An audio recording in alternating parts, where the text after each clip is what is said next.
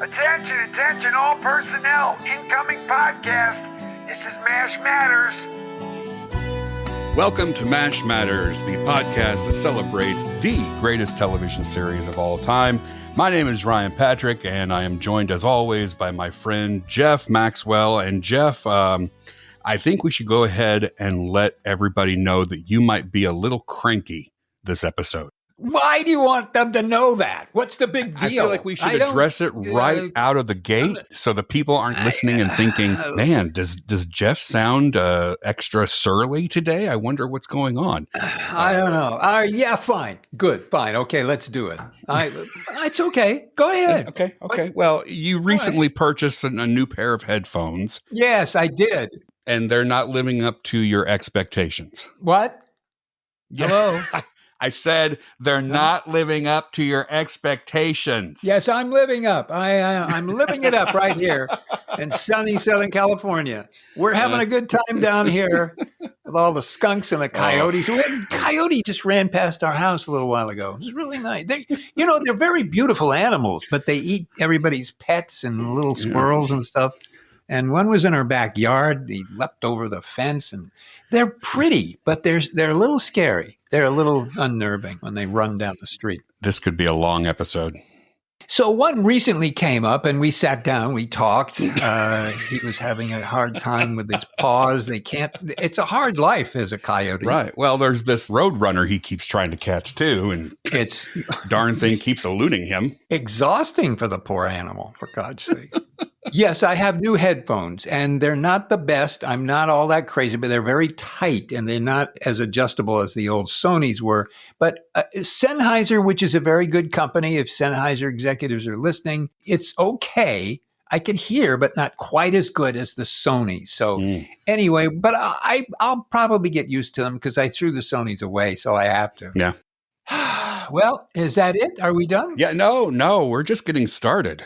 How are your headphones? You have headphones. I do have headphones, mine are the same ones I've used for several years here, and they're still working fine as of right now. All right. They fit very comfortably on top of my head, so I have no complaints. Well, the other ones worked. It's just that the padding that's around the ear hole thing, was that elegantly said? Around the ear hole thing, the padding over the period of 10 years, which I had them, wears down and leaves little black specks all over your ears and hands and things. So I thought, this isn't good. Yes. So I thought I'll just replace the ear pads, but you can't do that. It's a long story I won't bore everybody with. So I thought I'll just get a new pair. Now the new pair is beginning to make a blister on the top of my head, but it's okay. Don't worry about it, folks. I'm just concerned that the tightness is like cutting off circulation to something. Hello? Okay. Did you black out for a moment? I blacked out. Well, hey, we're going to jump right into long list of listener questions and comments because we have quite a few to get to. We do. Including one from Mark. And here we go. Mark, thank you for writing in. Dear Jeff and Ryan, he says, long-time listener, first-time writer. Aha! Thank you for doing the MASH Matters podcast. It's a fun podcast. I really enjoy it. Thank you. I don't have any dramatic origin story for being a fan of MASH. It's been on TV all my life, and I saw a few episodes and just kept watching. It's difficult to pick a favorite episode. I agree with you. A from-the-gut response would be Movie Tonight. It was a fun episode with so many humorous and whimsical bits. A favorite of mine is Radar's impersonation of Father Mulcahy. Perhaps what really makes the episode matter so much to me is that I was school age when I first saw it. Movies during school were great because I'd take just about anything to break the monotony of school. Even those old film strips, those slide decks on film you'd put in a projector and wait for the recording to play a beep to tell you to move the next slide, were a welcome distraction. Yes. So I felt a connection to the characters in MASH when they welcomed any distraction. I apologize for sounding like I'm comparing myself to people in a war. No apologies necessary, I don't think. Do you think there's an apology necessary here? I don't think so. No, but he's taking me back with the whole film strip thing. Isn't it? Since there were so few times I hang around MASH bigwigs, there are a few things I have to wonder to myself about MASH. 1. Which character changed the most from around season 3 to around season 10? I skipped the first season because characters were still being developed, and the last season because they were changing the characters to fit the finale. And Blake dying doesn't count in this exercise. Number 2, Radar left just before the Dreams episode. I wondered if the episode had been written before he left and what the show's writers wrote for his dream, even if only in early drafts. However, this episode has been talked about enough that if there had been a discarded Radar dream, it probably would have been mentioned. Number 3, in one episode of MASH, Klinger meets a patient from Toledo and during the course of conversation said, "Every night I dream I'm jitterbugging with Agnes Gomes." Was Agnes Gomes a real person or just a fictional woman they created for Klinger to know from Toledo? Good questions. Some unfortunate news. In episode 73, you introduced us to Shoppers Casino, which you keep calling a game show. I watched the episode you linked to. It was an infomercial. If it were a game show, I'm getting a little defensive. I don't know why. If it were a game show, it would have had real commercials like McDonald's, Calgon, take me away, my bologna is the first thing, ring around the collar, et cetera, et cetera. The only commercials Shoppers Casino had were for the products that were for sale during the show. It even gave the same phone number during the commercials as it gave during the show to buy the products. That's an infomercial, ladies and gentlemen, using a game show as a motif. Oh, my goodness, I'm stunned now. To make amends for my comments about Shoppers Casino, here's a story you might find interesting. As you know, the opening of MASH has helicopters flying in and people are ducking down as they run back and forth from the helicopters. Well, when my son was a toddler, we'd often be playing on the floor. I'd have the TV on while we played. He seemed oblivious to the television, except when the theme song from MASH came on. Once he heard the theme song, he'd zoom around in circles, ducking down like he was avoiding the chopper blades. Once the song ended, he'd go back to playing, seemingly oblivious to what was on the TV. I still chuckle when I think of the little guy running around in circles all bent over. I hope you enjoyed the image too. Thanks again for doing the podcast. I enjoy every episode, and I think it adds a lot to have an award-worthy actor like Jeff Maxwell on board. Oh, boy. I'll say that again. Oh, please. I think it adds a lot to have an award-worthy actor like Jeff Maxwell on board. I'll say that again. He only said it. He only wrote it twice. That's true. And Ryan's knowledge of MASH answers a lot of the questions I have about the show. Have a great day. Well, those are great questions, Mark. Thank you very much. Yes, thank you. All right. Let's go back to page 1. Yes. Ladies and gentlemen. Chapter 1. Chapter 1 in your hymn books. He asked, which character changed the most from around season 3 to around season 10? I would say all of them did change. Which one changed the most? I have a theory. Go ahead. Well, the one that pops in my head first is Margaret. Yes. What about you? Yeah, I agree. I think they all did. They all had a little bit of a change, but I agree. I certainly think that Margaret did change the most, not only in her attitude, because she went through emotional changes with being first attached to Frank and then getting married and then not being married and then going through her struggle with who she was and going through femininity issues and her fight to be a strong woman within a staff filled with men. I think all those dynamics really kind of gave her the ability to make a certain definite change, a much more definite change, and even physically, because her hair changed. She went through it and she fought for that. Yeah. That's, in my humble opinion, I think she changed the most anyway. I agree. As for question 2 about Radar being in the Dreams episode, there has been no indication when Alan Alda wrote that he included Radar in the Dreams. If there was a discarded Radar dream, you're right, we probably would have known about it, or it just ended up in the trash can next to Alan's typewriter. And then he asks about Agnes Gomes, which is a person that Klinger knows that he likes to jitterbug with back in Toledo. The 30 seconds of extensive Googling that I did shows no connection to a real Agnes Gomes. That is from the episode The Grim Reaper, which is from season 6. And that was written by Bert Perletsky. I even did a little deep dive on Bert Perletsky to see if there was anybody named Agnes in his life. I could not find any Agnes connected to Bert Perletsky. So maybe it was somebody he went to school with. Maybe it was a friend of his. Or maybe he just pulled that name out of thin air or the Los Angeles phone book. I don't know.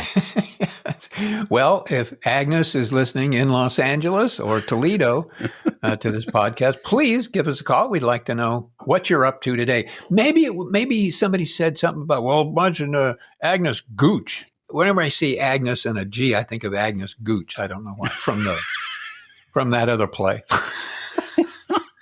You know, that play with that woman. And Loretta Swit played Agnes Gooch in that play. What was that play? You're talking about Mame, right? Mame, yes. Yeah, thank you. okay. All right. Thank you, yes. Ooh, yes. Well, I think of Agnes Moorehead, who played Endora on Bewitched. Yeah, okay. Whenever I think of Agnes. Boy, these headphones are really getting tight now. Well, you can take a break because now I have a long one to read. Before you do that, let me just make one more little comment about Shoppers Casino.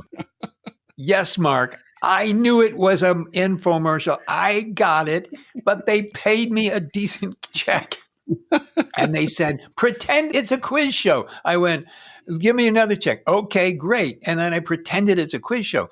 But listen, that show was ahead of its time. It was an infomercial that was not around when a lot of infomercials were around. Right. And you could call in and you could buy the product and you could enjoy the wonderful host and hostess and have a good time watching the games and they're stupid games, but the prizes were okay, I think. But you're right. It was a buy this thing now, but it was an interesting concept and it was kind of it was ahead of its time. That's just all I want to say, and I'll stop talking. And if you have not yet enjoyed the episode of Shoppers Casino that's on YouTube, we will put a link to it in the show notes for this episode so you can relive every moment of that infomercial. You can still buy those products, I think, if you call the number. Give it a shot. You might. All right. I'm going to now read my epic message from Michael. All right. Howdy from Pennsylvania. I just started listening to your podcast, and my only regret is not finding it earlier. I'm going to tell you some of my story and how it pertains to MASH. I'm 32 years old and was a professional chef for 10 years. But during the pandemic, I cooked in nursing homes for 4 years, which encompassed the entire COVID pandemic. I also served in the Air Force, but I actually see MASH as more of a healthcare drama than I do a military show. Immediately, I became great friends with a coworker named Jesse. He was a carbon copy of Trapper John or Hawkeye with constant pranks, womanizing, drinking, and so on. I was the married, church-going husband, and despite that, we got along perfectly. I even followed him to a second nursing home, and we continued working together. Unfortunately, he quit one day with no notice, and I have never heard from him since. As such, I identify a lot more with BJ for most of the show, but Hawkeye's unique grief and emotion over losing a friend that's very much alive resonates with me on an intensely personal level. During the pandemic, I witnessed a never-ending parade of patients come in and out, with many suffering and dying. We were horrendously short-staffed and stressed out. We couldn't get food in sometimes due to supply chain issues, and there was a constant fear that I'd catch COVID and bring it home to my wife and child, and it goes on and on.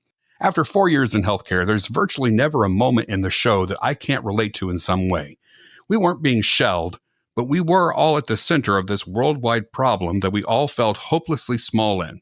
BJ's comment that he was a temporarily misassigned civilian made me laugh because I think that's how everybody felt in this absurd historic situation.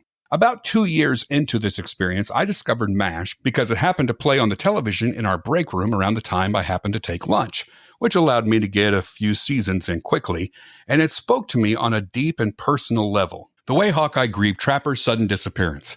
The way Winchester clung to his upper-class lifestyle made me laugh at myself, as I was the only cook who insisted on wearing my fancy white chef's coat despite everyone else wearing scrubs. The constant, never-ending grind, the jokes and pranks we pulled on each other. I noticed my class clown humor go from fun and childlike to darker and drier as the years passed, much like how MASH gradually eliminated its laugh track. The way MASH crammed 3 years into 11 seasons mimics the real-life effect of how 1 year of healthcare ages you by 4 years.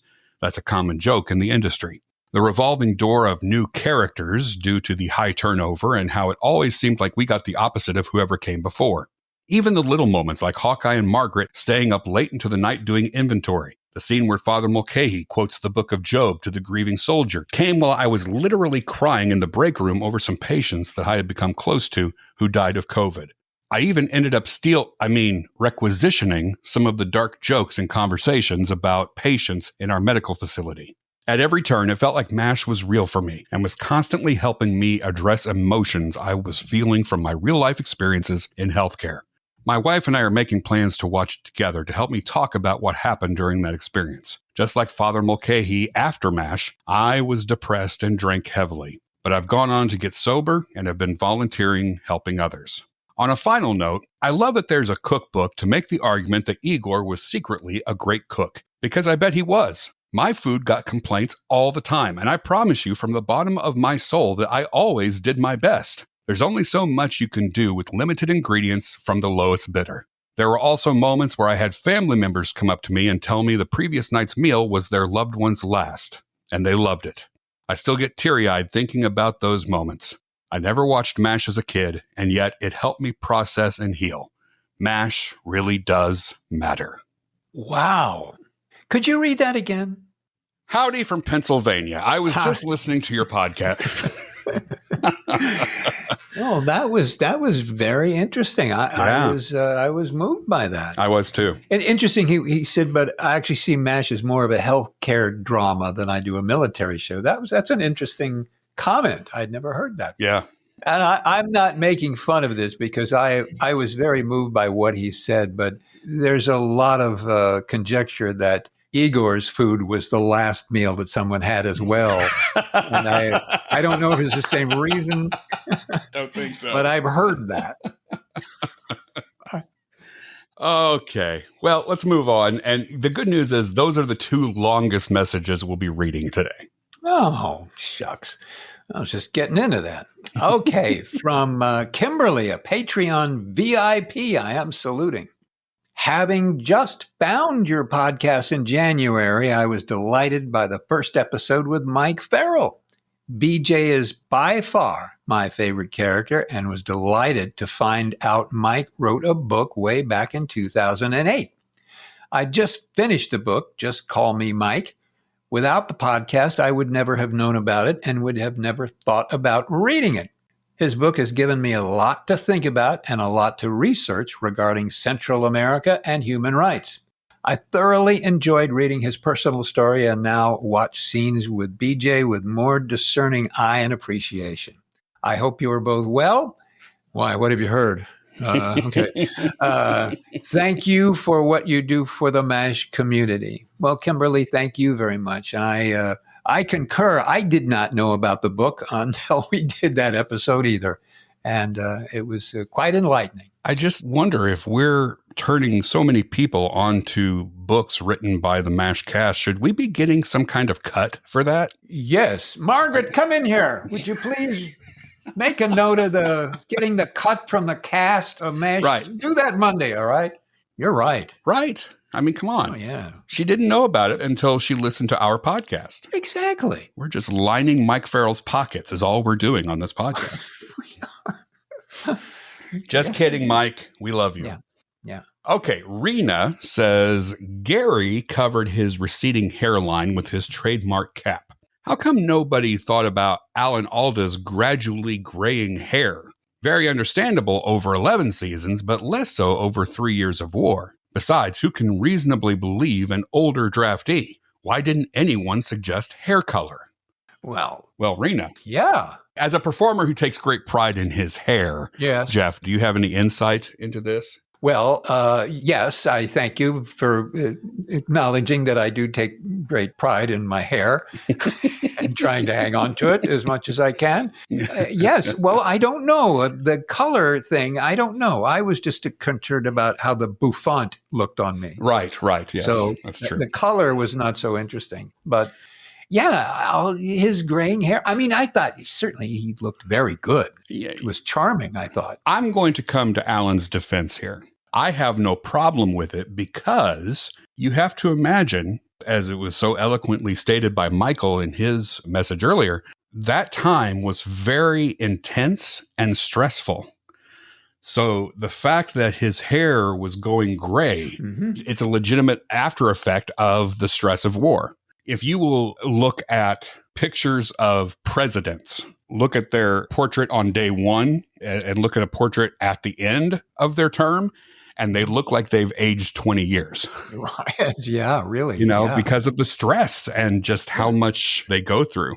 And so if you think about the fact that all of this was happening and so much beyond their control, and he was there to save lives and he lost lives. And I mean, that's a lot of stress on a surgeon in a very impossible situation. That can give you a few gray hairs, I think. Boy, no kidding. Great point. Really great point. Yeah, the stress is tremendous. And even if it was 3 years still, I mean, hair can change over a very short period of time. Now, we have photographs which we can post about the color of our hair when we started MASH Matters to today. And let's just take a look. Yes. The stress of this podcast, what it has done to us. Oh, my gosh. Oh, oof. Okay. And another Mark is here. Another Mark. Mark says, greetings and felicitations, Jeff and Ryan. I don't think you can say felicitations on the podcast, though. Well, you said ear hole earlier, so I think we can get away with anything now. Okay, I'll move on. I do a lot of virtual flying in Microsoft Flight Simulator, and there are a couple of items I think you'll find of interest. First, there is a Bell 47G helicopter in the sim, and it comes with a 4077 MASH livery, including patients on the stretchers attached to the landing skid. Wow! Not only that, there is a pretty good depiction of the filming set at the ranch, and though I'm sure the eagle-eyed will no doubt find numerous discrepancies, it's not a bad model. Attached are some photos for your amusement. Cheers, and here's looking up your old address. Well, cool, Mark. Well, that's neat. You're doing a lot of flying around and in the simulator. Pretty cool. We'll put the photos that Mark sent us in the show notes for this episode, and you can see what he's talking about. Yeah, it's not a pitch perfect reimagining of the camp, but it's pretty darn close, and I think it's pretty cool. Mm-hmm. Yeah. And, I go back to the podcast that we did with the helicopter pilot. Oh, gosh. Ray Poss, great guy. We had a great episode with him. Yeah. And he did all that flying all those years for some in the film MASH and then on television. Every time I see now a helicopter in MASH, I go, oh, there's Ray. You're right. It's wild. Yeah, I know. And then when I see Igor serving food, I go, oh, there's Jeff. And it's so sad. But oh, your poor wife. All right. So we have another Mike, too, here. This is Mike from Liverpool. He says, this might sound like a strange query, and it might apply to Ryan more than Jeff, but it came to mind while listening to VIP questions, and I thought it might be interesting to get your take on it.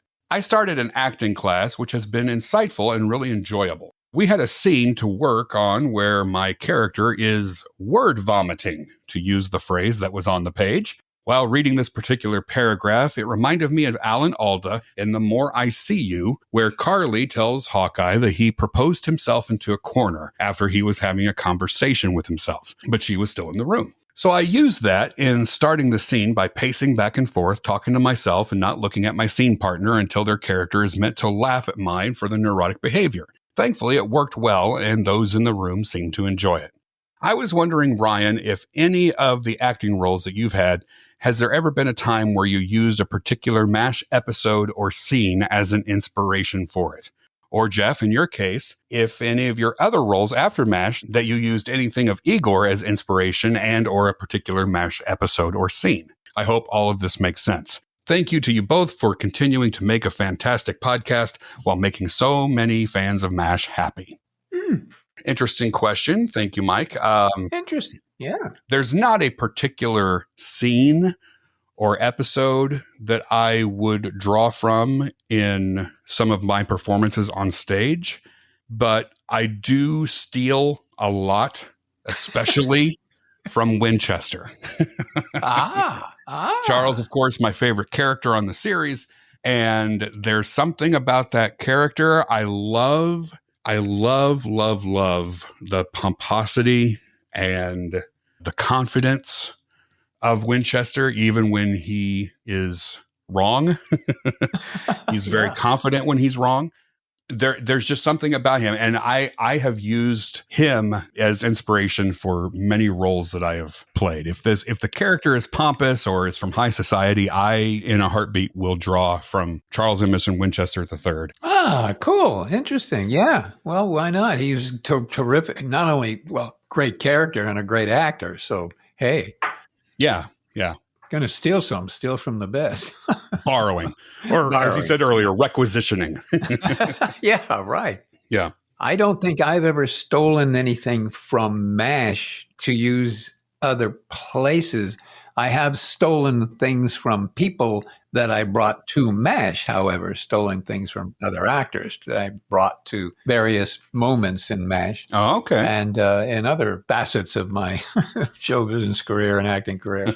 And I don't think it's a bad thing. I've been to, fancy schmancy acting schools and gotten various techniques and learned them all and went through all of the teachers' teaching and tried to do what they asked me to do and learn what they asked me to learn. And it's all very inspiring. And so as an actor, I used whatever showed up, and I am just inherently fairly improvisational. So even though I had some track that I was going to go down, whatever happened, I said, forget the track.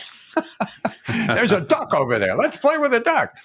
So I used to do that, much to the chagrin of some people that I was trying to act with, because they were saying, "What are you talking about the duck for?" So that was a little bit confusing.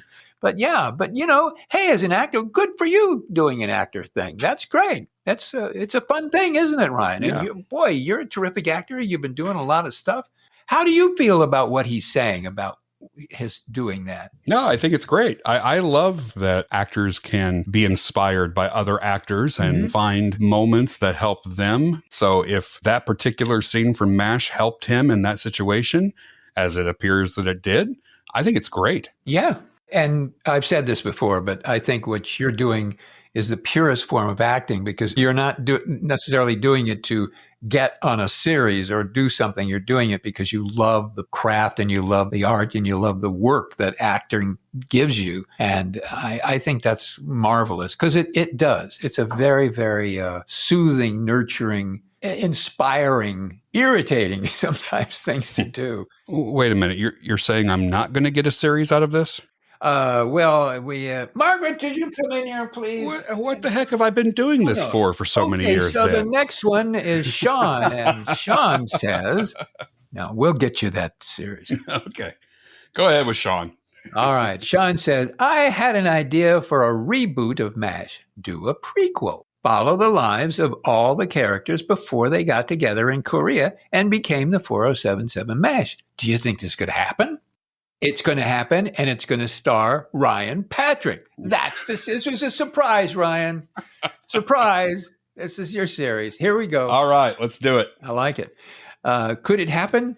I don't know. I don't know. Probably not. Probably not. Yeah. I don't know. Probably not. Don't know. Up to the big TV guys, execs. We're not quite the execs that we thought we were. No, so no. We can't tell you. Disney doesn't care what we think about this. If they see that there is potential to make a lot of money by rebooting MASH, they will reboot MASH. Yes. And we will have no say in it. If it's a prequel, a sequel, a complete reimagining, we will have no say in it. But I would just hope that if they ever did do it, they would make something that I think all of us MASH fans would appreciate and support. Yeah.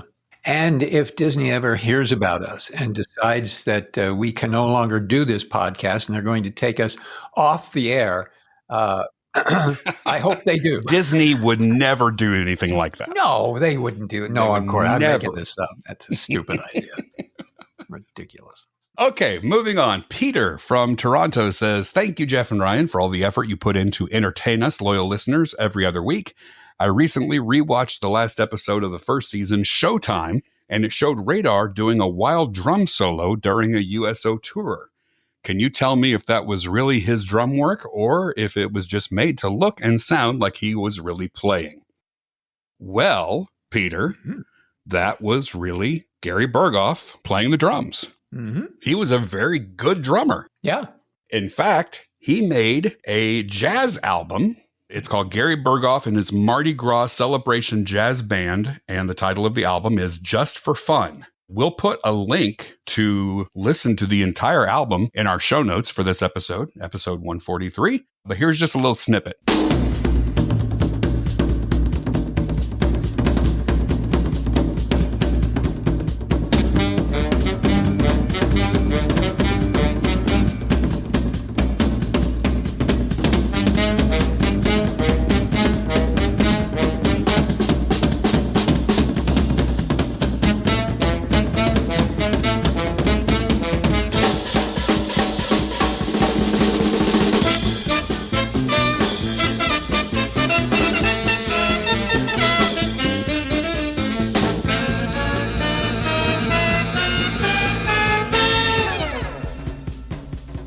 So there you go. That's Gary Berghoff on drums and his Mardi Gras Celebration Jazz Band. And if you would like to listen to the whole album, just go to mashmatters.com and look for episode 143. That's so fun. And also thanks to David for sending us that YouTube link to the jazz album. Talented fellow, Gary Berghoff. Yeah.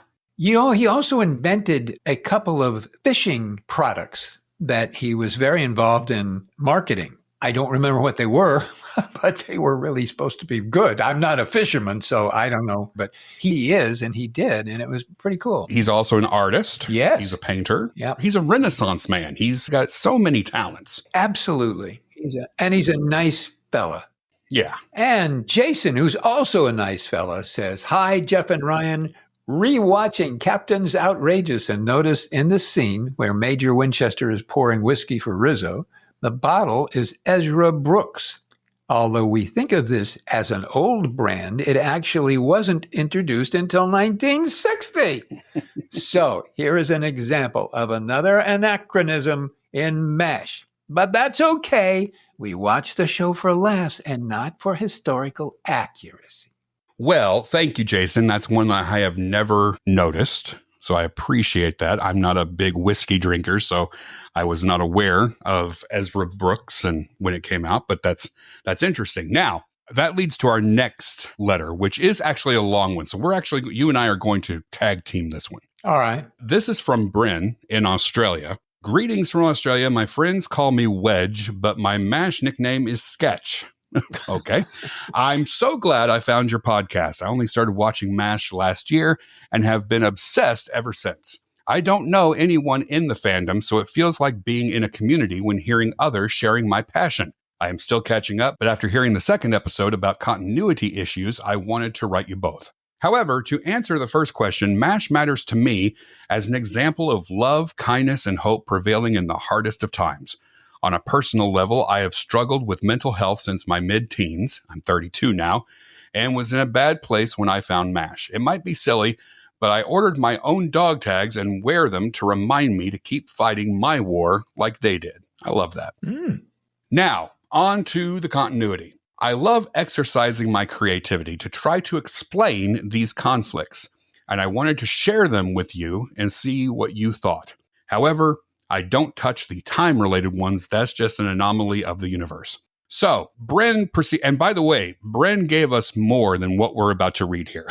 Yes, okay. I actually cut it in half, but Bryn takes well-known anachronisms and continuity issues in MASH and tries to explain it, tries to make sense of it. So Jeff, why don't you take the first one? Private Igor Straminsky called Sergeant, Maxwell, and Salkowitz, and voiced over in season 6. Igor actually has a look-alike in the camp, Sergeant Maxwell Salkowitz. They often would swap duties and play pranks on Frank, who repeatedly couldn't tell them apart. Often when Igor was seen doing things in the background, it was actually Salkowitz, since Igor was usually on KP duty. Then there's Hawkeye's sister, and Bryn's explanation is that Hawkeye grew up calling his neighbor girl Sis. She returned to her parents' house and learned about Hawkeye being drafted, and so she sent him a letter and eventually a gift, the sweater. Then she went back to her life, and we don't hear from her again. Colonel Potter says home is Nebraska. His home in Missouri is being renovated, perhaps from damage, so he and Mildred stayed with Mildred's sister on their farm property in Nebraska. They ended up staying a long time, and he left for Korea while still living there and was going back there to Mildred, but eventually she moved back to Missouri when the house was finished. Then we have Sidney Freeman, originally called Milton Friedman. The explanation is that an army snafu that swapped his first and middle name. He didn't think it would matter, and he wasn't stationed to the area, and so he went along with it. Eventually, he revealed the truth after getting to know the people and being reassigned to that area. Frank's birthday is in winter. Then BJ and Hawkeye give him a birthday gift while in summer gear. Frank's birthday has got to be either March or November, as Korean weather in those times is variable enough to snow one year and be mild enough for T-shirts the next. We have Honoria originally running away and marrying a farmer, divorcing him, marrying a shoe clerk, and then becoming engaged to an Italian. Honoria, which of course is Charles' sister, had difficulties growing up with a stutter and ran away because of feeling like a failure and disappointment to her high-class family. Charles stayed in contact with her despite her being ostracized and eventually was able to talk his parents into accepting her again once she left the shoe clerk, however with more understanding to her feelings than before. Her engagement to the Italian was first done for love, not just the first encounter of acceptance for who she was that she had had. And last one, here we go. Harry Morgan played General Steele. What if some of Potter's friends got together and they managed to hypnotize him and convince him that he was actually General Steele? Maybe they lost him before being able to undo it, and he ended up going to the 407 in Steele's place. Brent says, if you feel like throwing any more at me to think about, please do. Again, thank you for all your hard work in the podcast and for reconnecting people through the love of MASH. Well, Bren, I am giving you a standing ovation for your creativity. You're very wise and smart, and you obviously also have way too much time on your hands. Way too much.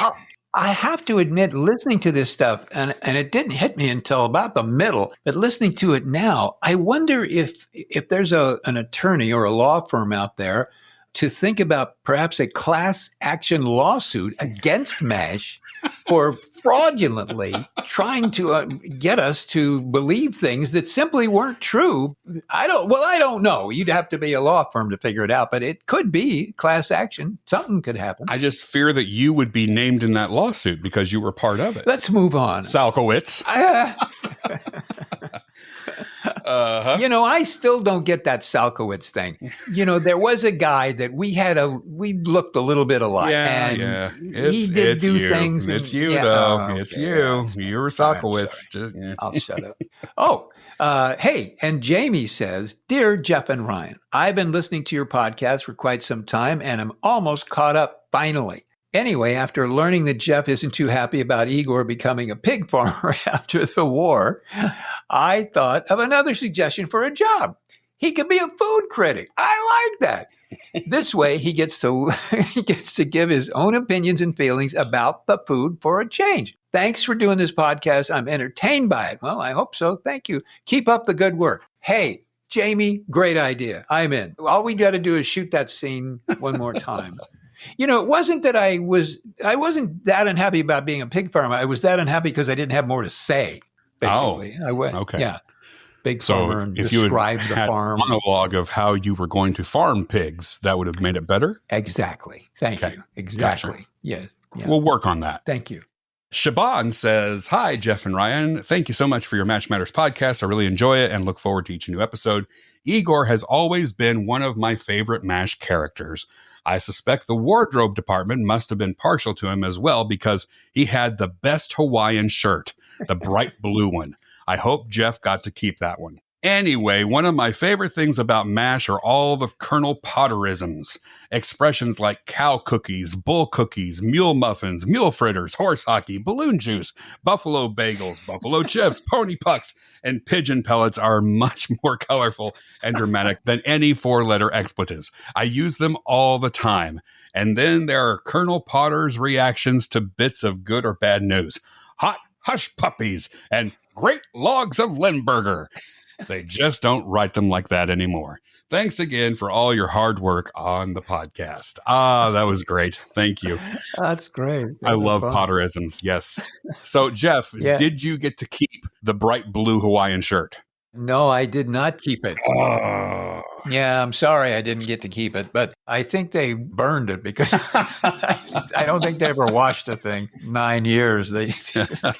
Yeah, it had a certain tinge to it after those number of years. It wasn't as blue. It wasn't quite as blue. There's some of it had faded on my skin, and but it was fun to put on. It was fun. I enjoyed it. Yeah. Good shirt.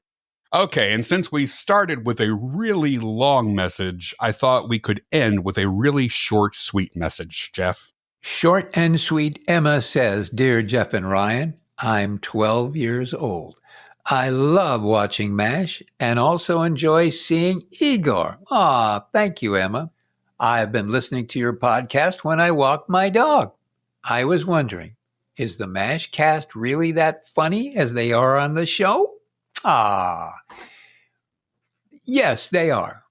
I was thinking you were going to say, "No, Emma, they weren't. They were awful, awful people." Terrible.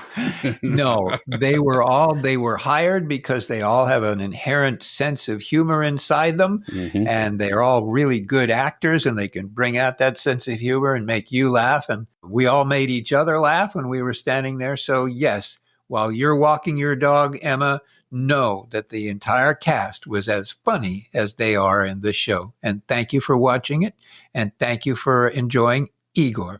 And thank you for listening to the podcast as you walk your dog. I have two questions for you, Emma. One, how did you start watching MASH? I mean, most 12-year-olds are not even watching TV shows. They're watching TikToks or Snapchats or YouTubes or whatever. I'm curious why you're watching MASH. And also, what's your dog's name? I want to know more about your dog. Can you send us a picture of your dog? We'd love to see your dog. Yeah. Because I love dogs. Oh, boy. Yeah. Yes. I like that. Oh, that's fun. Yeah. We'll get to see Emma's dog and learn why she's not spending more time on TikTok. No, I don't want her to. I want her to watch more MASH. No. I love that she's watching MASH. I just want to know Yes. why she started watching it. Yeah. I don't know of too many 12-year-olds who sit down and go, you know what? I think I'm going to start watching MASH. It's refreshing to see. I wonder if the parents now today say, "Emma, you put that MASH down. I want you back on TikTok right now." I wonder if they do that. That's possible. I hope we're not getting you in trouble, Emma, for bringing this up. But thank you, Emma, for your lovely letter, and we hope to hear from you again soon. And thanks to everybody who sent us messages, and we still have a lot of more messages. We have a lot of voicemails that are piling up. We may have to do an all voicemail episode again soon, but you can keep them coming. mashmatterspodcast@gmail.com, or you can call and leave a voicemail under 3 minutes and link that 513-436-4077. Well, I hate that our podcast is over, but I do need to run into the restroom and put a lot of salve and stuff on the top of my head from my incredibly tight headphones that I'm now wearing. All right. I'll let you know how it goes. And until then, here's looking up your old address.